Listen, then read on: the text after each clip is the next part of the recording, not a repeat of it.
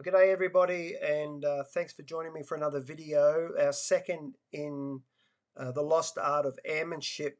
And today we're going to be talking about please don't cut me off. So today we had one of our pilots who recently got his RPC. Congratulations to him. And it was his first flight in the aeroplane since he got his RPC. So he was out in the training area, come back and elected to do a few circuits. Now, while he seems to be the only one in the circuit as far as the radar's considered, there will be an aeroplane coming into the picture down in the bottom towards the right-hand side. I'll just speed this up a bit. Here it comes here. Now, I'm going to stop it here. Now, it identifies by the icon and the trace as a R44, but it is not an R44, it is another TECNAM. So we've got one TECNAM established in the circuit and one TECNAM coming at the appropriate altitude on the non-active side, and it is coming from Redcliffe. So it's at the appropriate altitude on the non-active side, and apparently about here, I'll freeze it there, TECNAM number 2, which identifies as a helicopter on the radar, has made a radio call joining crosswind runway 11 and has the traffic in the circuit sighted or something similar. So that's really good, a very good radio call from TECNAM number 2, because it lets TECNAM number 1 pilot know that number 2 sees him. And what happens now is everything's good, but TECNAM number 2 is now coming behind TECNAM number 1 as TECNAM number 1 joins crosswind. So TECNAM number 1 has no situational awareness of TECNAM number 2 whatsoever. Now, let's just have a quick look at what the expectations are from the position of TECNAM number 1. TECNAM number 1 expects TECNAM number 2 to follow the appropriate procedure for joining the circuit, which is shown here, an excerpt from AC 9110, which shows that joining the circuit, or all legs of the circuit, are parallel or perpendicular to the active runway. So as we continue the trace,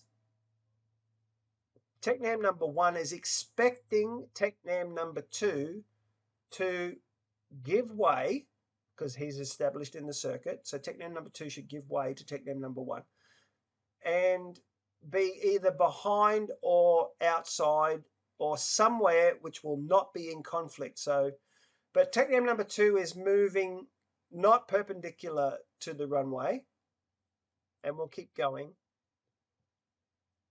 and crosses over the middle of the airfield, and TECNAM number 1 turns downwind and has a little bit of a surprise when he sees TECNAM number 2 in front of him.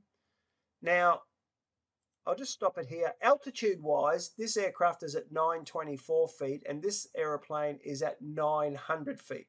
So we've got 24 feet difference. Good lateral separation, but that's not the point. Number 1, TECNAM, is expecting number 2 to be behind him, giving way, except number 2 has cut him off. Now,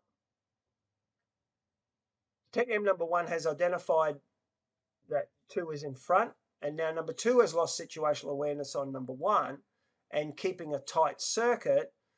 TECNAM number 1 elects to extend the downwind and mitigate the risk of any close proximity, and by doing so does exactly the right thing, and the circuit continues. TECNAM number 2 lands ahead of number 1 and does not do a go around, remains at the airfield. TECNAM number 1 has done a touch and go and reappears on the crosswind leg for a touch and go. Now I'm just going to stop it here. TECNAM number 3, and we've identified this as TECNAM number 3 because the pilot of TECNAM 1 eyeballed it as a TECNAM. It too has come from Redcliffe, and it is approaching, as it's joined the circuit area at the appropriate altitude on the non-active side. But let's have a look at the difference between TECNAM number 2's join and TECNAM number 3's join. So as we continue the trace, TECNAM number 3 has made a radio coil join in the circuit crosswind and proceeds to, now I don't know whether he's eyeballed TECNAM number 1, but TECNAM number 3 is following the appropriate procedure as required by AC 9110 in doing a perpendicular pattern join. There is no conflict at all. Everybody fits in very nicely, and TECNAM number 1 has touched down, TECNAM number 3 has touched down, and everybody has a really great time and everybody gets to live, which is really great. So what can we see here? We can see here that TECNAM number 2 has done an inappropriate circuit join, not giving any situational awareness to TECNAM number 1. Does not follow the recommended circuit joining procedure by flying perpendicular, and surprises TECNAM number 1 with his presence in front of him when he was calling behind him.